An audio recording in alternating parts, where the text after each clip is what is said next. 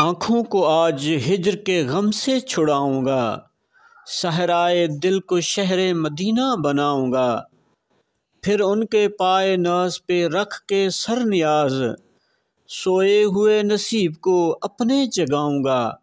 ہفتہ وار YouTube programme روز وٹرے کے ساتھ آپ کا ساتھی، آپ کا میزبان ایاز صابر بلوچ آپ کی خدمت میں حاضر اور سلام عرض کرتا ہے۔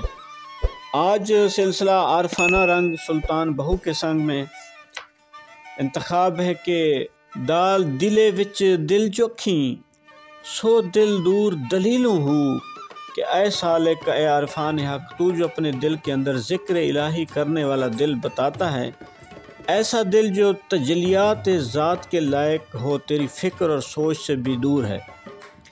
دل دا دور اگوہاں کیجئے کثرت کنو کلیلوں ہو، کہ تو اپنے دل کا دور عالم اسباب کی کثرت سے قلیل کی جانب اور پھر قلیل سے وحدت کی جانب بڑھا، یعنی ما سوائے اللہ ہر چیز سے اپنے دل کو پاک و صاف کر لے۔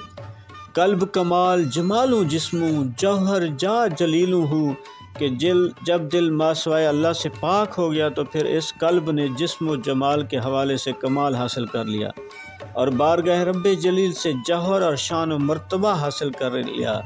قبلہ قلب منور ہویا باہو، خلوت خاص خلیلوں ہو، کہ اے باہو محبوب خدا علیہ السلام کی محبت و تجلیات نے میرے دل کو خلوت گاہ خاص بنا لیا ہے، جس سے میرا قلب منور ہو کر قبلہ حقیقت بن گیا ہے۔ اور آج انتخاب کے توبہ نہ کرنے کے کیا اسباب ہیں؟ پہلی وجہ تو یہ ہے کہ ہمیں آخرت کے بارے میں اتنا یقین پختہ نہیں ہوتا، کمزور ہوتا ہے۔ ہم سوچتے رہتے ہیں کون ہوگا، کون دیکھے گا، تو اس لیے تکبر میں ہم اپنے توبہ کا دروازہ جو ہے نا وہ کھول نہیں پاتے۔ دوسری وجہ ہے کہ گناہوں کی خواہش کا بہت غلبہ ہوتا ہے، انسان گناہ کر بیٹھتا ہے اور برکتوں اور نعمتوں سے محروم ہو جاتا ہے، اللہ کی محبت سے نظر کرم سے دور ہو جاتا ہے۔ اور تیسری وجہ یہ ہے کہ یہ دنیا تو نقد ہے اور آخرت جو ادھار، تو نقد میں ہاتھ بڑھا، ادھار کے پیچھے کیا بھاگنا۔ چوتھی وجہ یہ ہے کہ انسان گناہ کا ارادہ کر لیتا ہے، اور جب گناہ کا موقع ملتا ہے تو انسان اس نیت سے کرتا ہے کہ آئندہ نہیں کروں گا، تو یہ شیطان کا بڑا دھوکہ ہے۔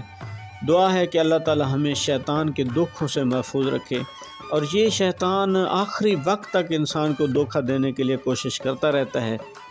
اللہ تعالیٰ آپ پہ، مجھ پہ، ہم سب پہ اپنے خاص نظر فضل اور کرم کرے، اور آپ سرکار مدینہ سرور سینہ تاجدار مدینہ رحمت للعالمین کی سیرت طیبہ پہ عمل کرتے زندگی اسلام پر اور موت ایمان پر نصیب فرمائے۔ پاکستان پائندہ باد۔